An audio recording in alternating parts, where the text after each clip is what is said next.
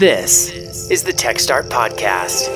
Tech professionals, remote workers, and entrepreneurs who are leaving the rat race and starting a new life in Southern Colorado. Now today's host, Ashley Arnold. Today we have Brad Rowland with us, who is Chief Marketing Officer of FSLogix, which is a company based in Georgia. Is that right, Brad? Yep. Atlanta is where our headquarters is, and our development office is in Utah, and I run marketing from Colorado. Very nice. Brad is also the program director for Fremont County Economic Development, and he also works remotely here in Fremont County. So we're really excited to have him here today to ask him a few questions about what it's like to work remote and to learn a little bit more about his role and his reasoning for moving to the upper arc tech sector. So, Brad, how are you tonight? I'm great. Thanks. How you doing? Good. Thanks for doing this so late on a Sunday. We really appreciate it. This is really important for our initiative, so we're excited to have you here today. No problem. Let's see. It's a beautiful day here in Fremont County. I have my window open, so you probably will hear birds and squirrels and dogs barking. And I've actually got some crypto miners behind me, so there's a little bit of background noise. But oh wow, it's a beautiful day in Fremont, so this is perfect timing. You never get any rest, do you? You probably hear our dogs too. So if anything to say about remote workers is we definitely have dogs in the environment. So welcome to Colorado. Absolutely. So Brad, why don't you tell us a little bit about FSLogix? Sure. So FSLogix is a cloud computing company, and if you're familiar with virtual desktops, we're basically in that space. So what that means is you take stuff that looks like it's running on your desktop, but it's actually running up in the cloud somewhere, and that enables businesses to do some pretty unique things. So the talent, the personnel for the businesses don't need to be where the business is. They don't need to be where the computers are. So we've got some businesses like in the financial services sector on the East Coast who joke that they're not really in financial services. They're in the parking space business because they have to pay $40,000 a year to have a parking space for somebody to drive into the city to be in the office. Right. So as cloud computing technology develops, you have a lot of these kind of remote work opportunities come up, and they benefit different types of businesses in different ways. So the challenge is all of your traditional conventional apps were not really designed to run that way, and you start to move them up in the cloud, and some of them have issues working with each other or performing with the same at the same level that you need them to perform at, so your employees can be productive. So FSLogix makes solutions that just makes a lot of that stuff work. We don't have a cloud computing platform, but we work with all of the platforms that are up there that do desktop virtualization and basically help people keep their employees productive when they're doing cloud desktops. So you guys run, would it be fair to say you run a lot of integrations alongside access to the cloud? We do. So some of the vendors that we work with are Citrix and VMware and Microsoft with their whole Azure cloud thing. And some of our federal customers use Red Hat. So the platforms may all be different, but essentially anybody running a Windows desktop that wants to run it remotely, we help those customers. Nice. Very nice. And can you describe a bit about your role and responsibility at FSLogix? Yeah, so I've been with FSLogix since October of 2013, and it's a company founded by 4 guys that I've worked with for many, many years, and they've all done very successful projects in this space. So they actually started the company about 6 months before I joined, and when they called and asked if I would be a part of it, I was really honored to do that because they are a great group of smart developers that they do cool projects that add a lot of value, and sounded like a fun project to be on. So I didn't actually expect to be here for 5 years, but I'm coming up on my 5th year in October. And congratulations! Thank you. I basically do all global marketing. So PR, branding, events, website, collateral, community development, everything. So I've got we're a small company right now. We're still about 22 to 23 employees as of the recording of this podcast. And I've got 4 people in marketing. And we basically service a global team. So I've got very, very good people to be able to do that with such a small staff, but it's a fun group of very experienced people. So let me ask you this, if I may. So I know you kind of hit on the fact that the company is located in Atlanta, Georgia. Are other members of your team also remote like you? Yeah, so our development office is in Utah, so that's probably where we have the largest concentration of people.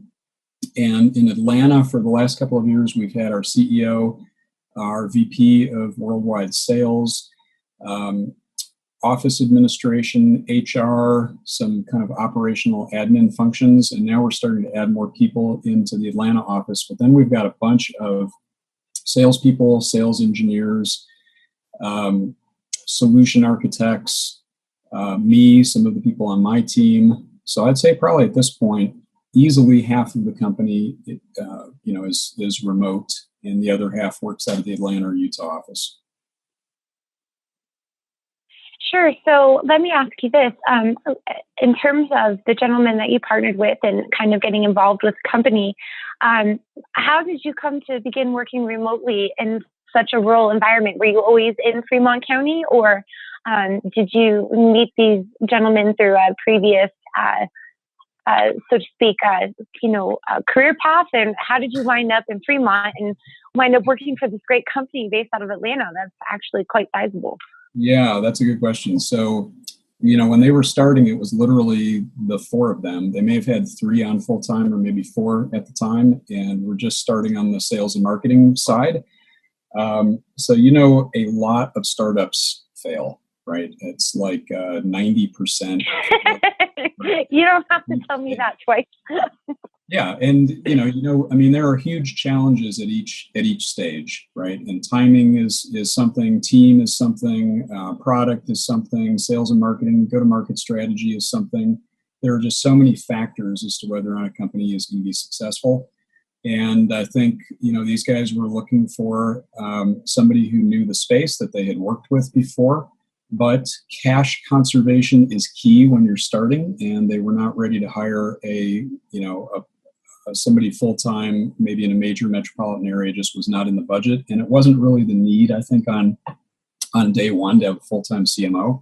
So it was very convenient. I was kind of moving from San Jose out to Colorado. They were looking for somebody part-time who knew the space, and I took it on as kind of a part-time thing. And I think by the end of the first year, it had become very full-time because the company has been very successful at each stage. So it was a kind of a marriage of convenience that just worked out really well. So I was in San Jose, to answer your other question, and had been there for 15 years. So I moved from Dallas to San Jose for tech job stuff. And we had decided that it was time to move, and we discovered Little Canyon City out here in Colorado, and a lot of detail around the move, but it was just a timing thing. I was moving out from San Jose. They needed somebody, so I could afford to work part-time at a lower rate, and that was exactly what they needed. Wow. Well, that's quite the move. So what made you just pinpoint the upper Arkansas region of Colorado? I mean, a lot of people don't even know about Salida or Canyon City. When they think of Colorado, they think skiing and they think Denver usually. So what made you, was it family or just love of hiking, or how did you find out about the area? Yeah, in fact, people, you tell people that you moved from San Jose to Colorado and they think like Breckenridge, right? Right. And that would have been probably more expensive than living in the Bay Area, right? So we were looking to kind of downscale, and I don't think we ever would have found Canyon City, except that my wife's parents had retired here from Dallas, and they bought a beautiful piece of property up in the mountains, but they're about an hour out of Canyon City. So they're very off-grid and very remote. And we would drive out here from California a couple times a year. And we didn't even know Canyon City was here, because Canyon City is about an hour further east from where they're at. So we would drive through Salida, drive up into Cotopaxi, and then head north to their place. And I think, after we did that for a while, we'd come down to Canyon City to go to the grocery store, or maybe to go on a rafting trip or something. And probably 3 or 4 years into it, just started to really fall in love with it's a great little town. And we started, brainstorming around, could we actually ever live in a place like this? That's crazy. No, you're in tech. You have to stay in a big city that's very tech centric. And a bunch of stuff changed for us. Both of our boys had finished college, and they both moved out of the California area. And a lot of our friends from Silicon Valley had moved out to, slower pace somewhere. And as much as we loved, Northern California, it was like the 2-hour commute. I had a 12-mile commute that took me an hour or more each way. Wow. Sitting in traffic in the I've morning, been there. Yeah, sitting in traffic coming back, or you drive to, the San Francisco airport takes 2.5 hours, 2 hours to get there in traffic. So it just was not a good place. It just wasn't working for us, I think. And we just kind of saw an opportunity to transition out here. And at the time, I was not thinking that I could stay in tech. So we kind of made the decision that we would, maybe start some new venture or buy a business or something. And it was literally just timing that as I was looking to move out here, the FSLogix team called, and working remotely has been fantastic. And I think the team probably gets a lot more time out of me personally, and I have more free time. Just saving 2 hours a day driving, as one example. Sure. Right? Sure. So it was kind of an eye-opener, and I think had I known years earlier that it was even possible, I would have looked to make the move sooner. But you just think certain types of jobs, you have to be by the building, you have to be, in a certain area. And exactly. I was just going to ask you that. You're the CMO of FSLogix. That is not a standoff job. You've kind of got your hands in a little bit of everything being the CMO, from product development, you've got to create new materials to getting feedback from the salespeople and customers, et cetera, understanding customer retention, all the nitty gritty operations of the business kind of really do hit your role. How do you measure success working remotely? From here, well, and in general, just how do you measure success, right? In your role. Those are two really good questions. So my last tech job was at a very large tech company. So I've worked at big ones and small ones and medium-sized ones. The last one was really big, and I would drive an hour into work. And I had some of the team was in that office, but about half the team was remote. They were in Japan, they were in Europe.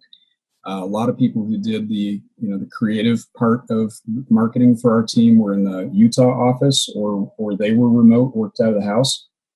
So you basically drive in and spend half the time on the phone with your remote team, right? So I really didn't need to be in an office to call someone who was in a different office. So that was kind of a surprise. And honestly, I don't think I could do it with any team. I think this particular role, I had to work with people that I had worked with before who were also very good at what they did, so that when we get on the phone, we can be very productive remote.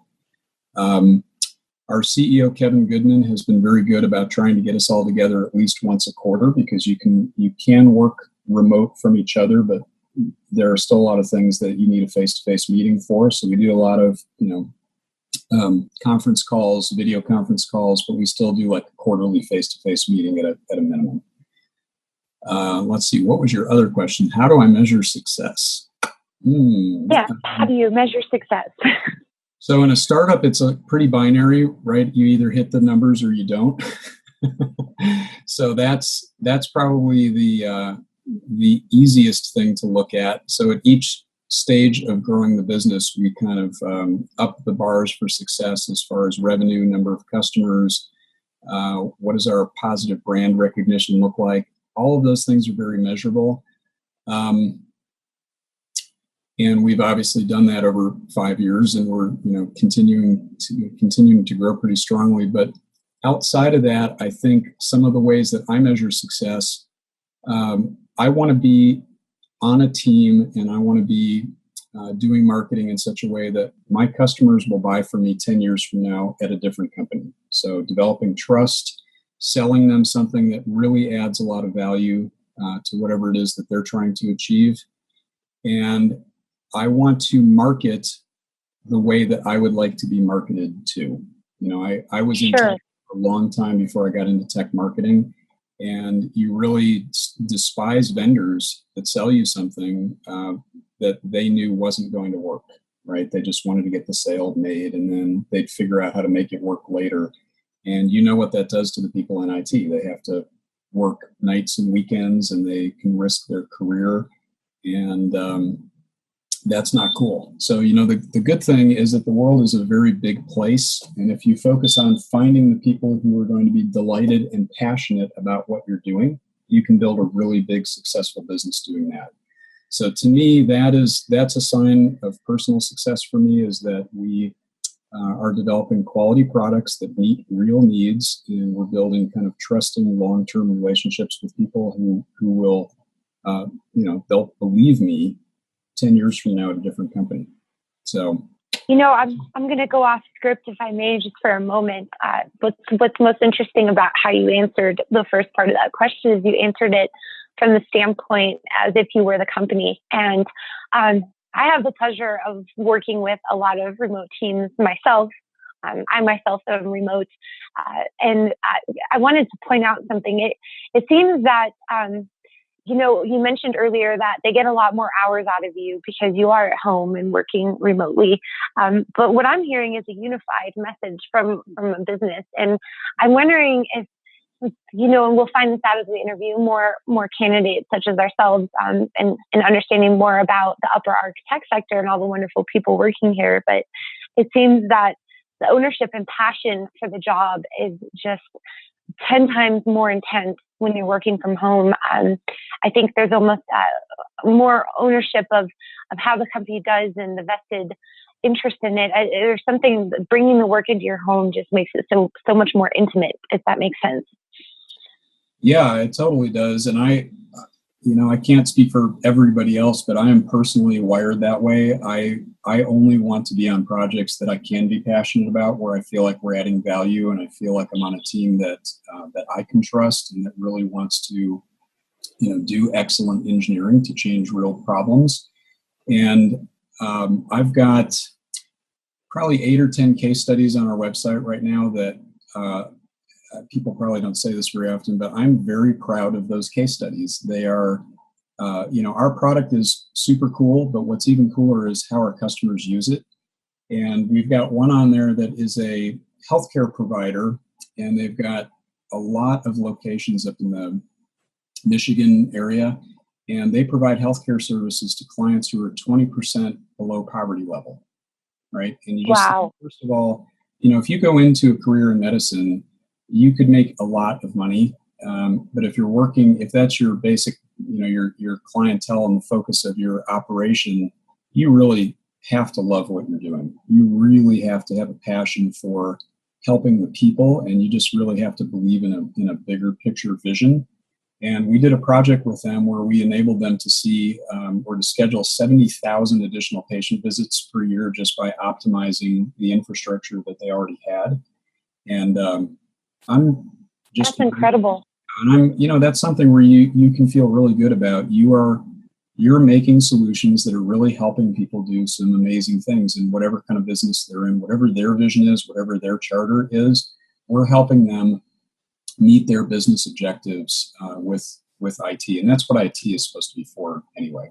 Brad, what's your greatest, or what do you think your unique superpower is to all this energy and passion you have, especially keeping yourself fueled and keeping the company fueled with great innovation and disruption? So my unique superpower. Everybody's got one. What's yours? I like building teams and helping those people be successful. And I used to joke as a manager, I would probably fire myself if I was responsible for any specific thing in my team, because I can do pretty much all the roles which you have to be able to do in a smart startup or a small team. But as you start to grow, you really want kind of the best expertise in each of those roles. And I'm not the best expertise. And I've been successful by finding those people and helping them be successful in their career. And getting them the things that they need, which includes what's the strategic vision, helping them understand how their role fits into that, how they can help us specifically be successful, and then giving them what they need. And then they shouldn't have to worry about, does their boss have their back or any other weird stuff going on? They should just be able to be excellent in that thing that they do. And that is what has made me successful in 25 years of my career, is just surrounding myself with people who are great or who want to be great and helping them be greater. So I guess it's... Well, that is an admirable view of superpowers.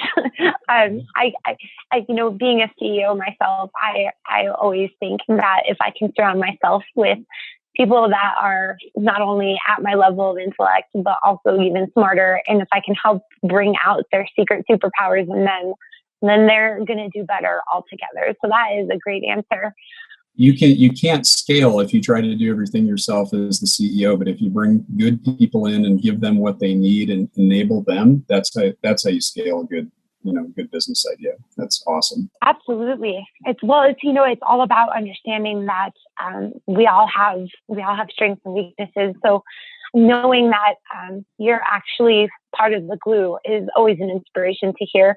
Are there any tools or books that have really helped shape your acumen for business and working in technology along the way, or has it been learned by experience type? So I knew you were going to ask me this question out of all the questions, and I was actually thinking about it earlier today. I'm always reading 5 or 10 books at a time, and I kind of read them in parallel. I'll read a chapter of one, put it down, finish another, pick another back up. And although I read a lot of business books, it's really funny kind of where you find your inspiration. And I was just talking to my wife earlier today about finding some of my inspiration in just unusual places like gardening books or permaculture books. So I think TED Talks and gardening books are probably my 2 greatest places. I never would have guessed gardening books. Yeah. That's incredible. Why gardening? Well, so let's say you are doing some landscape design, right? Or you're putting in a real robust garden. There is a... Wait. I have to interrupt you really quick because I was landscaping all day today. Oh, yeah.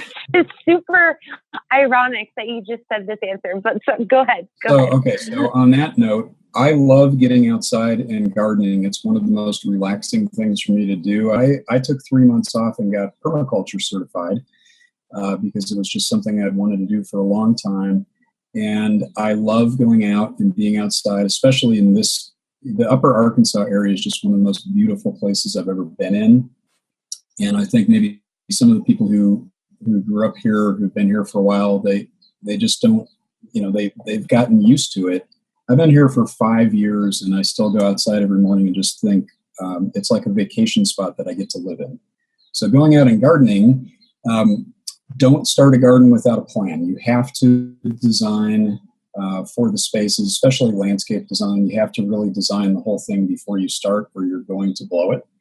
And then there are things that you just have to do in a certain order. You have to do soil building, soil preparation. You put in your big trees first because they provide shade, they structure the soil, and then you start to add in all your other plants and your water features and all that. And the very last thing that you do is like the flowers, right?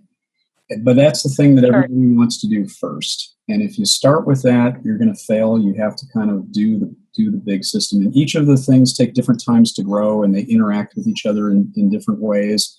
And I will be reading something on permaculture, and some business problem that's been lurking in the back of my head, or it's been on pause.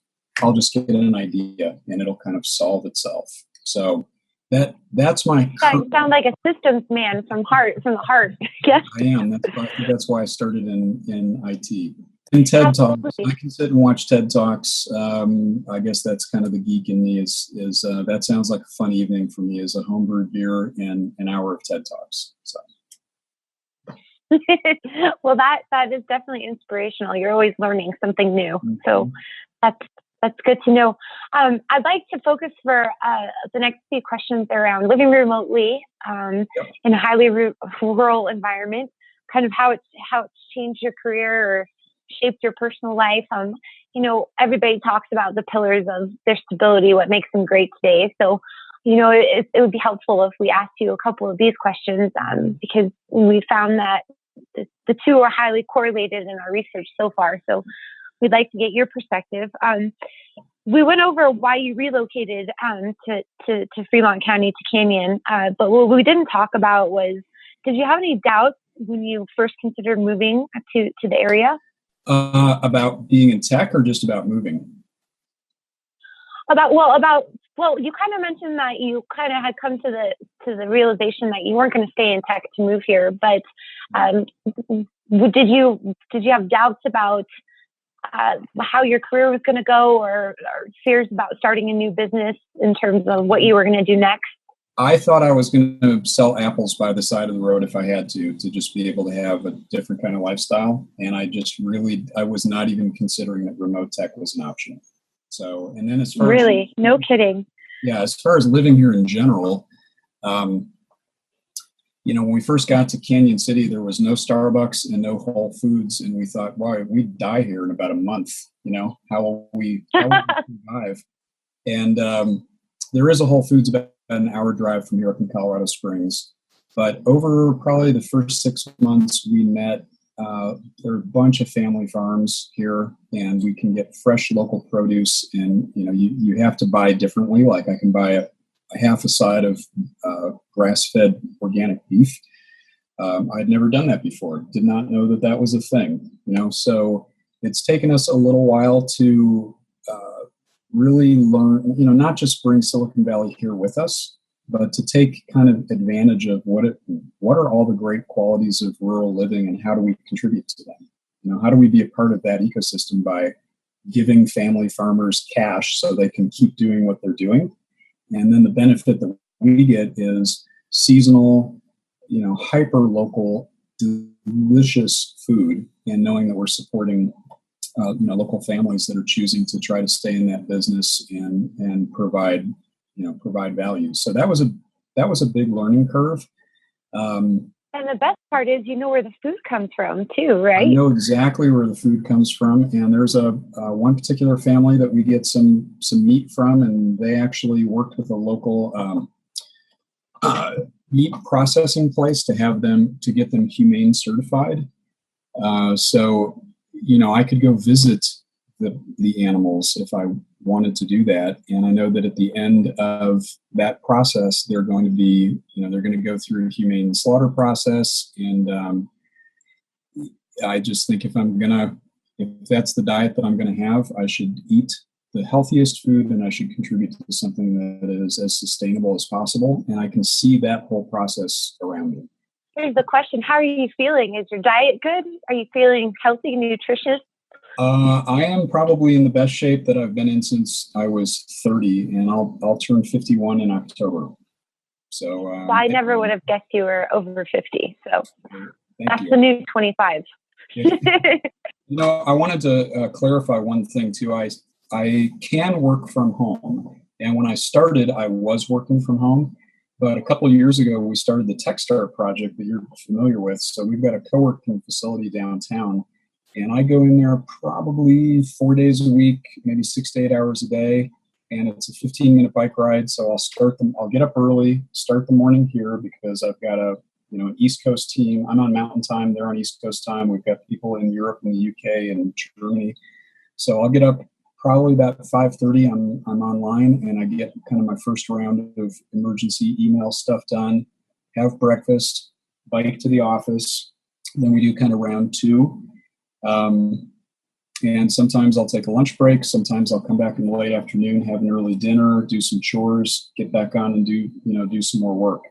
So, honestly, I love the work that I do. I do not mind working that much, as long as I have the balance of making sure I eat at regular intervals and I'm eating healthy food. I'm exercising all the time. So I'm probably working more or as many hours as I was working in Silicon Valley, but the effect is completely different because it's a healthy lifestyle. Do you remember a point when you were in the hustle and bustle? I was kind of just referring to that. you just kind of had enough and needed to get out of the city, and just the constant pressure. Working in tech, I really think a lot of people forget to address kind of what I was just saying. You know, you're always on. It's very intense work. If you don't know the processes from the beginning to end, you're really not going to succeed. And let's be honest, that really is the role of a tech person. I mean, you're in at the ground level, you're building. If things go down, you might be up for 3-4 days before a resolution comes. That's just kind of the life we all signed up for, right? But what was your tipping point where you said, and I know you came to Colorado under different pretenses, but having gone back to tech ultimately, what was that moment for you where you just had enough and you were just boiling hot and had to find a different way to do the kind of work you were doing to keep up? There were a lot of things going on. Well, first of all, I had gone through kind of a little health crisis. So I had some health issues going on that ultimately were resolved when we moved out here. I mean, some of them are ongoing, but they're very manageable now for me. Just being able to get the basics done, like a healthy diet and regular sleep and exercise.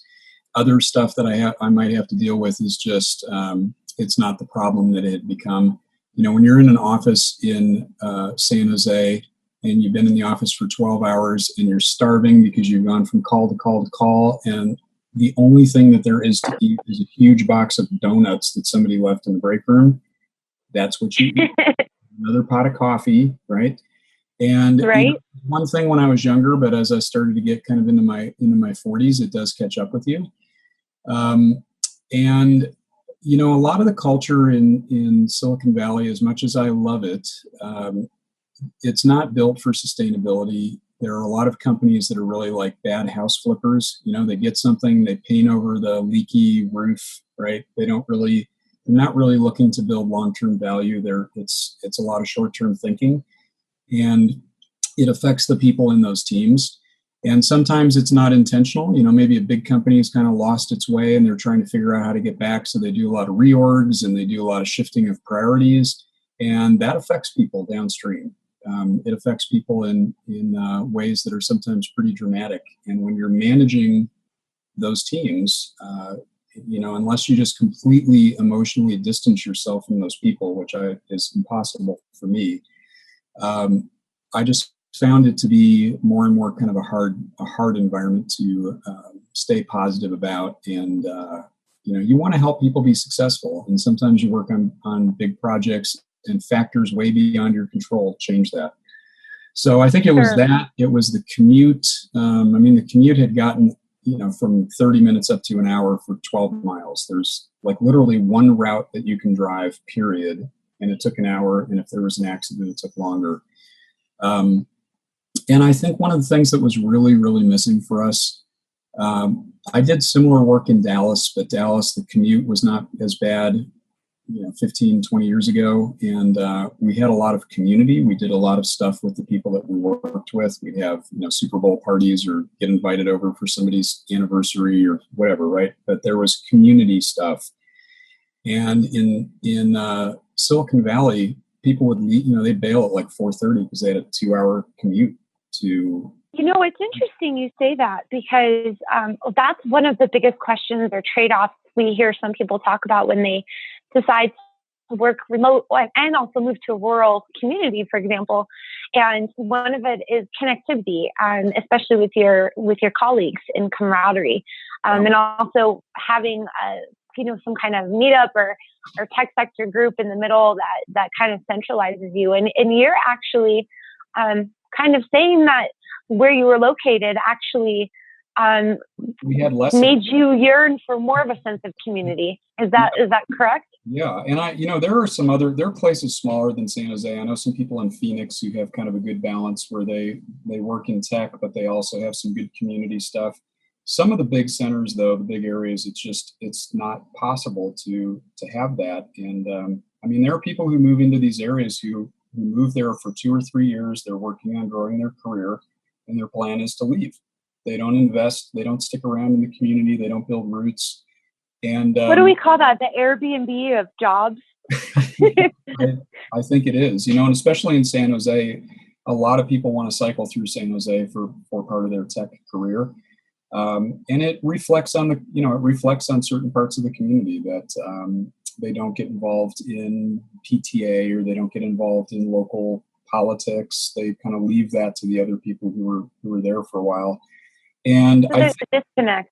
Yeah, it's a disconnect. And I think they're missing out too, and when I moved to a smaller community, I volunteer a lot and I work probably as much or more than I did in San Jose, and I still have more time than I had. And I love feeling like I have control over the destiny of the community that I live in. And the funny thing is too, I've talked about this before, Ashley, but when I moved here, there are a lot more remote tech people here than anybody thought. And all of them thought, oh, I'm the only one, right? And, you go Yep. see each other in the store and they're in flip-flops and a Grateful Dead t-shirt. And you just don't think, oh, that's probably a tech person. It is, right? It totally is. Yeah, and Ian doing his CrossFit jump rope stuff. And when we started to do the meetups, that was really the kind of the cherry on top for me, because I got to be in my tech tribe. And Sure. Tech people are, quote, different, and Yep. even being in a co-working facility where we don't all work for the same company, just having kind of that energy and sitting down, having lunch together and talking about projects that everybody's working on, that kind of fills a big part of that gap for me. But then also, I'm in a community where most of the people that I see every day want to invest. They're spending some part of their time investing in making this community better. And that means better for the kids, better for the people who have come here to retire, better for ourselves, better for the environment. And that is it's an amazing thing. And I wish that I had that earlier in my life. And I think one of the messages I want to get out to people is that they can have it in their life now. Maybe some tech jobs you can't do remotely, but a lot of them you can. And to be able to be successful in tech, but also give back to a community and contribute some of your superpowers into helping people around you and making something really super cool.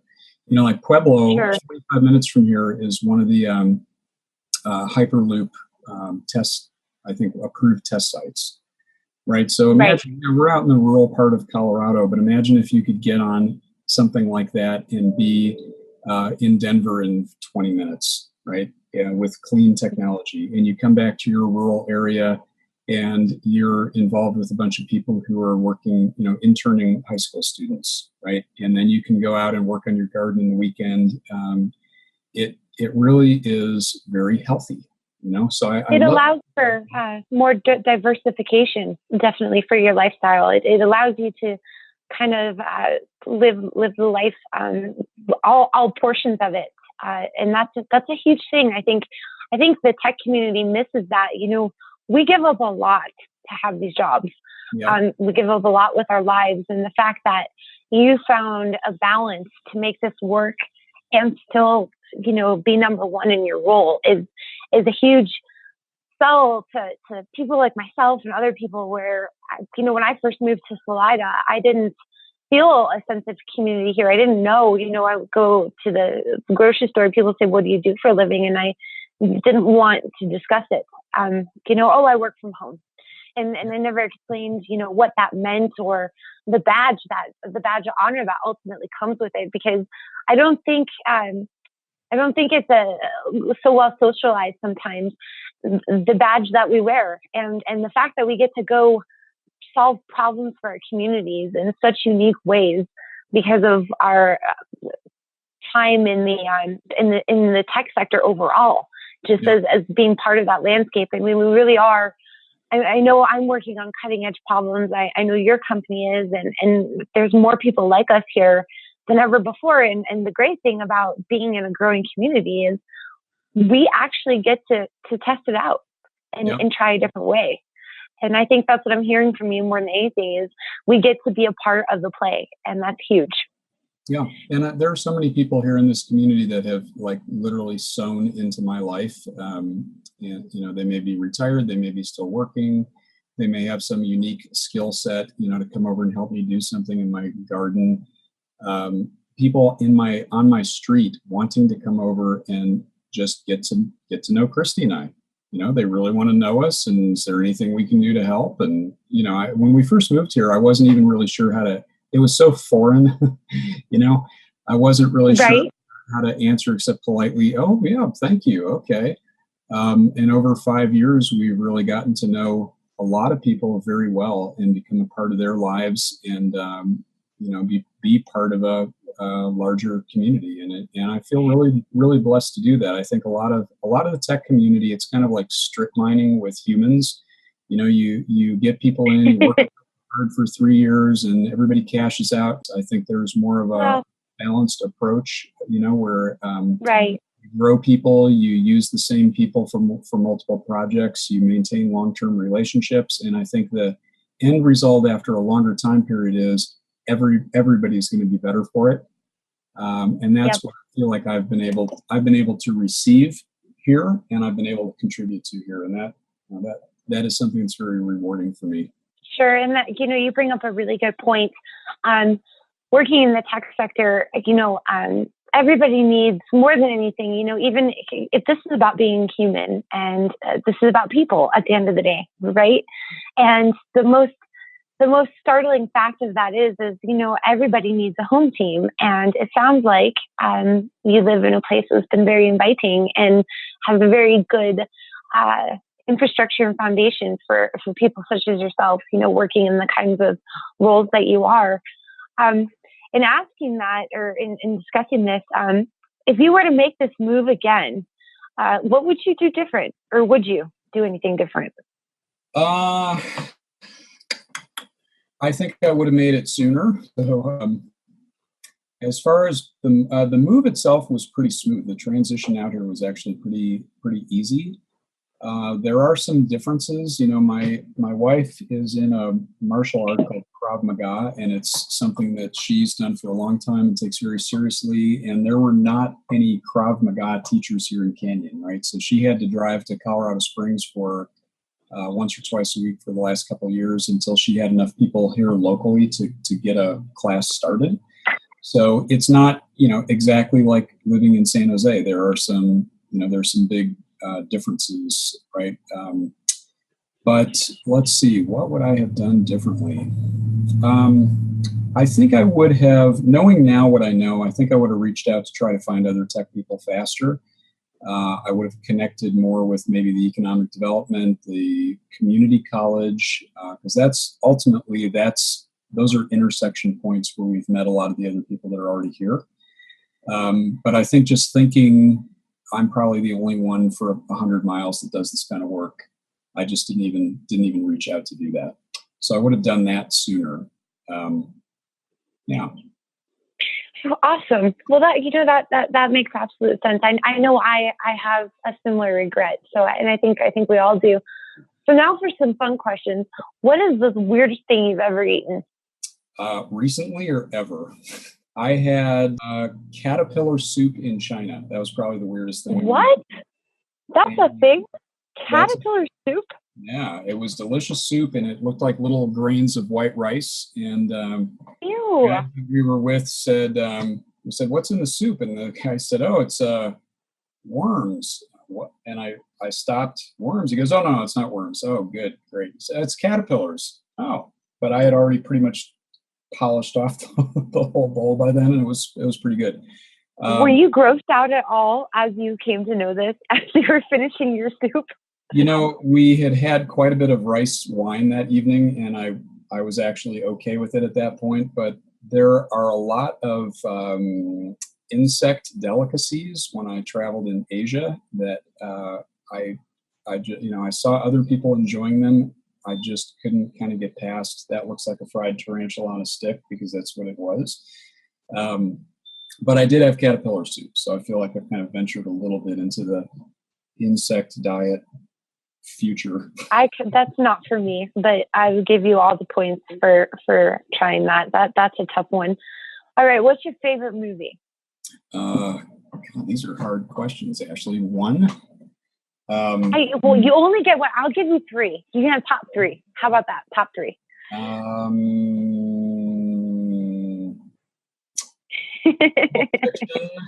Pulp Fiction, The Matrix, Last of the Mohicans, Gattaca, Brazil, Terry Gilliam. Wait, you took 5 there, didn't you? Now you got me on a roll. Documentary called Paper Clips. That'll make me cry every time I watch that. And I'm going to have to look that one up. I am a Star Wars fan. In fact, I just went and saw Solo, and I know it's gotten some really terrible reviews. I loved it. You can't take Star Wars fandom too seriously, and it was fun. So I guess I'm a big science fiction fan, but powerful dramas. Last of the Mohicans is probably my favorite that I'll watch every. That's a great movie. That is a classic. By the way, speaking of science fiction, did you know that Canyon City is, if you're a Philip K. Dick fan, so he was the science fiction writer in the late 60s who wrote a lot of the stuff that became like Do Androids Dream of Electric Sheep, which is, I'm going to blank out of the name. He wrote the one that became Total Recall, and the one that's on Prime now, which is The Man in the High Castle. And Canyon City is the neutral zone in that science fiction book. So I live in the neutral zone. No kidding. I did not know that. Blade Runner. God, how could I space on that? So Blade Runner was originally called Do Androids Dream of Electric Sheep. So the guy who wrote that also wrote The Man in the High Castle, which is on Amazon. And a lot of it takes place right here in Canyon. I don't know how he found Canyon City in the late 60s, but he did. So. Wow, that's incredible. So back to you. We're going to close with 2 questions, and they're going to be tough. So I'm coming with the big boy questions now. My first question is what is you've shared so much, and I really appreciate that because so much of our community needs to know about individuals such as yourself. But what's your biggest personal passion? And I kind of got the sense for you about building community up and building teams around you up. But really for you, what's the passion that fuels you? I like tech startups because it's like impossible projects where everybody says there's no way that's going to succeed, and then you make it succeed. And through that. By the way, we're hiring. Would you like to come work for me? I need that attitude. No, I'm kidding. So, when you work on projects like that, at least when I do it, I like working on hard projects with people because I've formed some relationships that have lasted a long time. I get Christmas cards from people that I used to work with 20, 25 years ago. We stay in touch now on Facebook. We see each other when either they travel or I travel. And it is very rewarding for me to be a part of other people being successful in their career and their life. And your career has so much to do with enabling your other personal goals. It can provide you with money, or it can provide you with the stability to we know people who have adopted or who've been able to do just amazing things that their career in tech has enabled. And I'm sure many other industries do that, but tech is the one that I know. And that's why I kind of look around the Upper Arkansas area, and I see a lot of amazing people and a lot of amazing kids in the high school and the community colleges that it would be so cool to see them have that kind of opportunity. So I love that. And this one is probably a little bit of maybe on the edge of mental illness, but I like rebuilding things and, building gardens from fields of weeds. And it's kind of at the point where we used to make this drive from San Jose to Dallas every Christmas to visit my wife's parents. And you go through these remote areas where these old towns have just become abandoned, and you see all kinds of old buildings that are just dilapidated. And my brain, as we're driving past, my brain is just thinking, oh, that should look like this if it was rebuilt and modernized. And, oh, this one should be like that. And I bet for $1,000 we could go fix it. So there's probably not time or money in the world for me to do all those things, but being a part of those kind of regenerative, restorative projects And by the way, in rural communities, there's a lot of that. There's a lot of stuff that was successful 100 years ago that's kind of run down, and it's a huge, amazing asset, like an old historical building that it just needs a reason to exist, right? And hey, turn it into a co-working facility, and tech people go in there and they love the fact it's like you get to work in a piece of art. You're in a 115-year-old building, right? Working your job. It just it feels like it's feeding you, I know we're talking to the heart of a tech individual, because most tech people love to repurpose things. They do. So recycle and repurpose, and you're absolutely right. And I have to tell you, that's probably one of the most rewarding things about what we do and where we live. Just to close up here, and thank you so much for sharing part of your Sunday night with us. This really means a lot to the tech sector and to other individuals looking to come to the rural areas that the Upper Arc affords us. What would you, how do you see the region transforming because of the initiative of the Upper Arc tech sector? What do you see 5 years from now?